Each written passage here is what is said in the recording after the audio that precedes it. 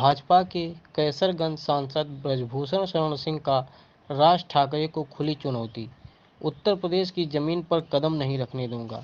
पहले उत्तर भारतीयों से माफी मांगे राज ठाकरे, फिर आए अयोध्या। अयोध्या पहुंचे सांसद ब्रजभूषण शरण सिंह का बयान। राज ठाकरे से व्यक्तिगत लड़ाई नहीं, बहुत सोच समझ कर रहा हूं विरोध। जब तक राज ठाकरे उत्तर भारतीयों से माफ़ी नहीं मांगता है, तब तक सीएम योगी को राज ठाकरे से नहीं मिलना चाहिए। राज ठाकरे अगर माफ़ी नहीं मांगते हैं तो हिंदुस्तान के कई प्रदेश ऐसे हैं जहां वे कदम नहीं रख सकते। अयोध्या तो अब भूल जाएं कि बिना माफ़ी मांगे अयोध्या आएंगे। अयोध्या पहुंचे ब्रजभूषण शरण सिंह ने शक्तिनगर कॉलोनी में अपनी चचेरी बहू डॉक्टर निशी सिंह के कात्यायनी हॉस्पिटल का किया उद्घाटन। सिविल लाइन के मातृछाया में की प्रेस कॉन्फ्रेंस। उद्घाटन कार्यक्रम में कांग्रेस के पूर्व प्रदेश अध्यक्ष डॉक्टर निर्मल खत्री भी मौजूद रहे। रिपोर्ट शंकर श्रीवास्तव। कहाँ किस दुनिया में यार किस दुनिया में वो आएंगे कहाँ से घुसेंगे? अरे उत्तर प्रदेश की धरती पर पैर नहीं रखने देंगे।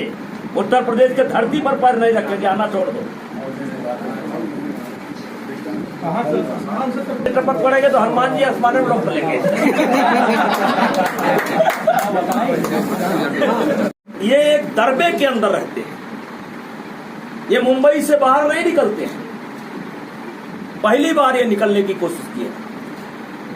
और देखिए, हमारा मानना है, जो सनातन धर्म है, हिंदू धर्म है, कि अगर इस जन्म में हमने कोई पाप किया,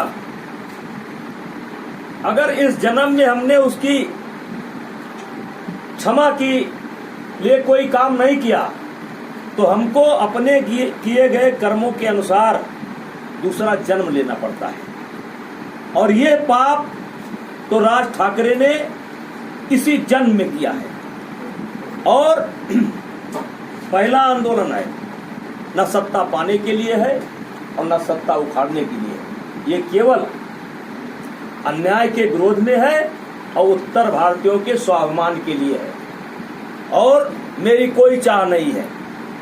भारतीय जनता पार्टी के बदौलत मैं 6 बार सांसद बना, हमारी पत्नी सांसद बनी, बेटा 2 बार से विधायक है, साधारण परिवार में पैदा हुआ। कोई चाह नहीं है, चाह नहीं मैं सुरबाला के गहनों में गुथा जाऊं। कोई इसको अन्यथा ना ले कि मैं किसी चाह के कारण कर रहा हूं। हमारे गोंडा जनपद का नाम बदला था मायावती जी ने, लोकनायक जयप्रकाश नारायण नगर कर दिया था। मैं अकेला व्यक्ति जाकर के मायावती जी के सामने खड़ा हो गया और मैंने कहा था, मैडम, मेरे शरीर में खून का एक भी कतरा शेष रहेगा तो इस नाम को नहीं होने दूंगा। और मैं आज बधाई देना चाहता हूं, स्वर्गीय अटल बिहारी वाजपेयी नहीं है हमारे बीच में। और जब मैं अपनी ये भावना लेकर के पहुंचा तो 2 मिनट के अंदर अटल जी ने फोन करके हमारे जिले का नाम बोल दिया। मेरा स्वभाव है अन्याय का विरोध। आज हम यहाँ तक पहुंचे हैं, तो हो सकता है तमाम अच्छी चीजें हो, बुरी चीजें हो, तमाम अच्छी चीजें हो सकती, बुरी चीजें होती थी, लेकिन मेरा जीवन में एक सिद्धांत था कि शरीफ से मत टकराओ और गरीब से मत टकराओ, शरीफ से और गरीब से मत टकराओ। और वही उसी सिद्धांत के नाते आज यहाँ पर बैठा हूँ। और मुझे कोई परवाह नहीं है, कोई परवाह नहीं। मैं कभी कभी एक शेर पढ़ता हूँ, किसी सोते को गफलत से जगा देना बगावत है, किसी कमजोर के हक को दिला देना बगावत है। अगर सच्चाइयों का गीत गाना ही बगावत है तो हम भी एक बागी हैं, मेरा मजाक बगावत है। मुख्यमंत्री जी योगी आदित्यनाथ जी से मिलना चाहते और बड़े विचार के बाद मैंने बड़ा सोच विचार किया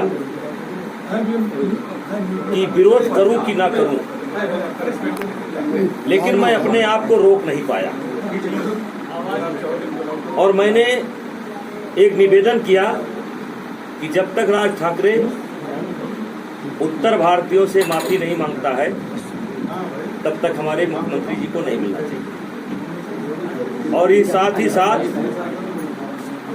मैंने बोला कि जब तक राज ठाकरे उत्तर भारतीयों से किए गए दुर्व्यवहार के लिए, अपने कार्यकर्ताओं के द्वारा किए गए दुर्व्यवहार के लिए खेद नहीं व्यक्त करते हैं, माफी नहीं मांगते हैं, तब तक हम उनको अयोध्या में नहीं आने देंगे।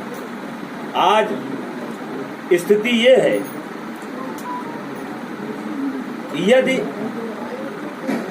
राज ठाकरे उत्तर भारतीयों से माफी नहीं मांगते हैं तो हिंदुस्तान के कई प्रांत ऐसे हैं जिनमें वो पैर नहीं रख सकते हैं, और अयोध्या तो भूल जाएं कि बिना माफी मांगे वो अयोध्या आ पाएंगे। जिस तरह से देखिए, ये सबके मन में एक पीड़ा थी, वो चाहे केरल का निवासी हो, चाहे तमिलनाडु का निवासी हो, चाहे बिहार का हो, चाहे बंगाल का हो, चाहे यूपी का हो। देश में धारा 370 लागू थी जम्मू कश्मीर के अंदर, और किसी भी प्रांत में धारा लागू नहीं थी। लेकिन अघोषित रूप से आज भी महाराष्ट्र में एक धारा लागू है। देश के किसी भी कोने का रहने वाला आदमी वहां नंबर 2 का नागरिक है, उसको दब कर रहना पड़ता है। भैया जी कह करके उसको बुलाया जाता है, अपमानित किया जाता है। मेरे परिवार का कोई चोट नहीं खाया है, लेकिन 2008 से जब से राज ठाकरे ये काम कर रहा था, तब से मैं सोच रहा था कि काश किसी दिन किसी एयरपोर्ट पर मेरी मुलाकात हो जाए। और भाइयों, मैं बताना चाहता हूं कि अगर मुलाकात हो गई होती तो 2-2 हाथ जरूर होता, दुनिया की कोई ताकत रोक नहीं सकती। नेताजी संघर्ष करो। हम काले इस आंदोलन का, ये उत्तर भारतीयों का आंदोलन है और स्वाभिमान के लिए है और अन्याय के विरोध में है। अन्याय का विरोध करना चाहिए और हम करेंगे, और हमारे साथ अकेले हम नहीं हैं, अकेले नहीं हैं।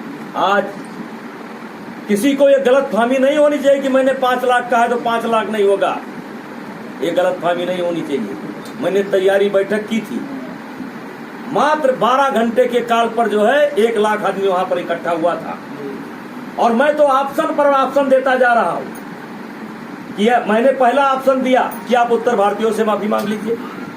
फिर उस दिन मैंने तमाम मुस्लिम उलेमा संत थे, हिंदू संत थे अयोध्या, हमने कहा आप उत्तर भारतीयों से नहीं माफी मांग सकते तो आप संतों से माफी मांग लो। बातचीत के क्रम में आया कि मोदी जी के तरफ से आपको फोन नहीं आया, आपको रोका नहीं गया। मोदी जी क्यों रोकेंगे भाई, भारतीय जनता पार्टी क्यों रोकेगी? फिर मैंने कहा चलो मोदी जी से माफी मांग लो। फिर कुछ बात आई मुख्यमंत्री जी की, हमने कहा योगी जी आज मुख्यमंत्री है, पहले संत है। हमारा संबंध उस गद्दी से जो जब महंत दिग्विजयनाथ थे तब से है। अवैधनाथ जी से मेरा संबंध है। हमको भोजन कराने के बाद वो भोजन करते थे, ट्रेन में मिलते थे, अपने हाथ से निकाल करके खाना खिलाते थे। हमने कहा योगी जी मुख्यमंत्री बाद में है, पहले संत है, आप उनसे मांग लो। तो आप मोदी जी से मांगोगे नहीं, उत्तर भारतीयों से मांगोगे नहीं, संतों से मांगोगे नहीं, उलेमाओं से मांगोगे नहीं, जनता से मांगोगे नहीं, तो अयोध्या आप राजनीतिक यात्रा पर आ रहे हैं। ये आपकी धार्मिक यात्रा नहीं है, आपको अहंकार है।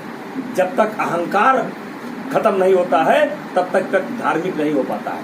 धार्मिक व्यक्ति में अहंकार नहीं होता है, और इसलिए मैं ये तय कर चुका हूँ और मेरे साथ लोग हैं, मेरे साथ जनता है। मैं पूरे दौरे पर निकला हूँ। 2-3 रोज के अंदर उत्तर प्रदेश कंप्लीट करके बिहार जाऊँगा। 4 प्रोग्राम मेरे बिहार में है, फिर झारखंड में है, फिर हरियाणा में है। ये सब कवर करके, और किसी को संदेह नहीं होना चाहिए, संदेह न करो है।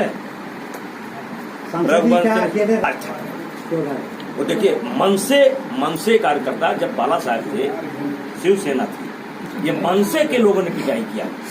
हम तो ये भी कहते हैं कि हो सकता है राज साहब को पूरी बात ना मालूम हो।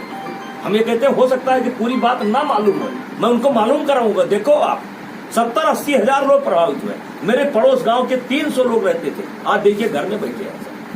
मैं प्रमाण दे सकता हूं। आप देखिए संत कबीर नगर के राय साहब